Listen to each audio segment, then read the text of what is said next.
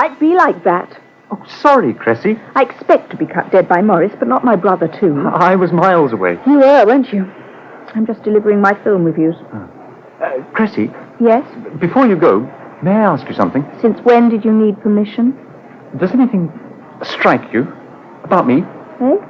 But do I seem different in any way from the last time you saw me? No. Oh. Are you sure?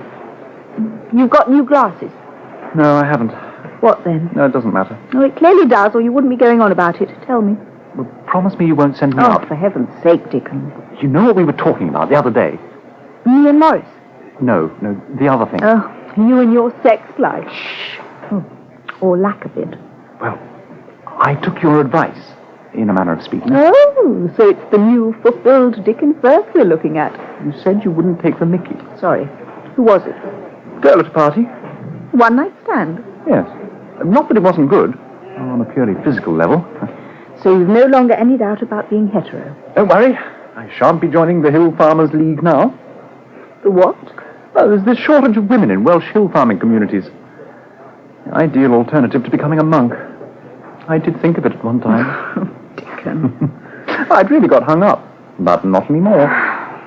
Perhaps I should volunteer for a bit of hill farming. You still haven't made it up with Morris. I told you, the move must come from him. If I give way now, he'll walk all over me. I'm returning these books, and I'd like to renew this one, please. Certainly. Miss Warner? Oh, hello, Miss Goff.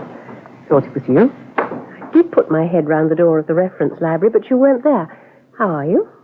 Much as I was when you last saw me. But I did want to get in touch with you. Oh? There's something I wanted to talk to you about in connection with that article you did. Well, it's my lunch hour now. Would you be free to join me? Why not cut your throat, Morris, and have done with it? Hello, Shirley. Me at that. And then where will we be for an editor? Oh, perhaps you'd better prize the razor from my hand, then. Is that what you're down about? The editorship? Partly. Well, for what it's worth, the advertising department's got 10-1 on you. That's encouraging. He wouldn't choose Liz Warner, Morris. She's a nice lady and all that. Very nice. But she's got next to no experience on the news side. And from what I hear, Milton Monk's a noted male chauvinist. He wouldn't want a woman editor. It's not her I'm worried about. I don't think she's got hope in hell. But Bruce Ferris has applied. Should I know him? Ex-Chronicle. Quite a name in Fleet Street. And Milton likes a name. I wouldn't worry. Doug said Milton Monk as good as promised you that if Mike left, you'd get the job. Milton's promises aren't always that reliable. When will you hear, Morris? Oh, God knows. Can't be much longer, though. Mike's found a buyer for the house. Yes. So he won't want to be hanging about. I wish I knew who they were. But doubtless Milton will keep us all biting our nails as long as possible. He must be in his element. Well, there's no need for you to bite your nails now, anyway. Drink your beer. Relax. Aye.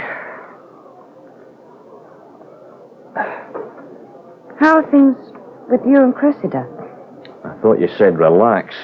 You haven't gone back, then? Well, does it look as though I have? Don't you want to? Of course I want to. Then why not tell her that? Oh, no. Morris. She told me to get out in the first place, right? Only because you were having a row? Okay, if she wants me back, she can come and ask me. I'm not crawling to her. Especially after what happened last week. What was that? Well, I went round to collect a couple of shirts I'd left, and... To collect a couple of shirts you'd left. All right. I hope we might talk. That she might apologise and... She might. Well, we both might, then. So what did happen? She threw them out the window. 2 good shirts. No. Just because she's made of money. And that's the trouble. What is? Her money. No. It's her whole attitude. Ugh. Why did I have to fall for a lady like that? But you did. Aye. Hook, line and sinker. I saw her earlier at the paper, talking to Dickon. Good morning, Morris, she said, with that cut glass look. Oh, and I thought my knees were going to give way. What did you say? I just nodded. I wanted to take hold of her and... women. Do you give Cliff a rough time? He'd probably say yes. I bet you'd back him up if he put in for editor. I'll uncork the champagne when he puts in for carpenter's mate. Oh, well, there you are. You care. You're involved. I don't think she even wants me to get the job. Now you're just being stupid. I'll show her I'm worth something. If only she didn't make me feel such a balloon. If only I weren't so crazy about her. I'm sure she is about you, Morris. Well, she's got a funny way of showing it.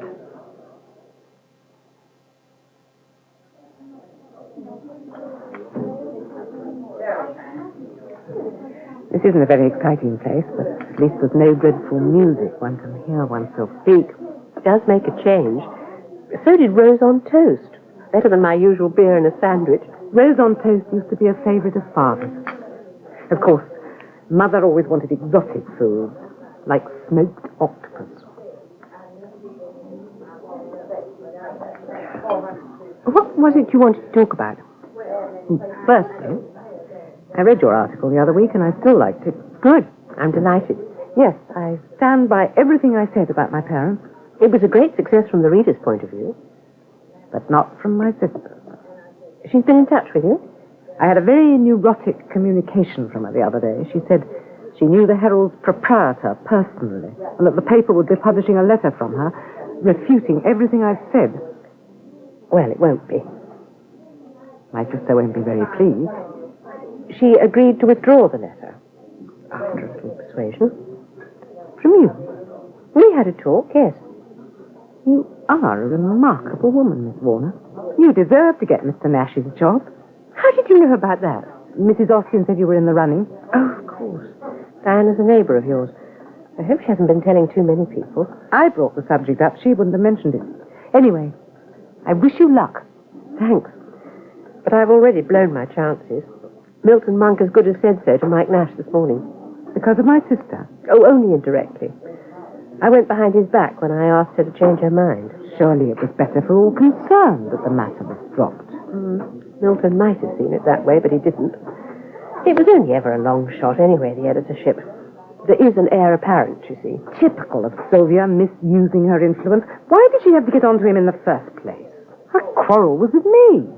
I think she honestly felt that your mother needed defending. What about Father? When did she ever think about him? And did he ever think about her, though? Sylvia didn't need him. She was Mother's darling. And you were his. Only because Mother didn't have any time for me. Perhaps from your sister's point of view, it didn't seem like that. Vice versa, in fact. You did have a talk, didn't you? Well, it wasn't anything she said, or even wrote in the letter.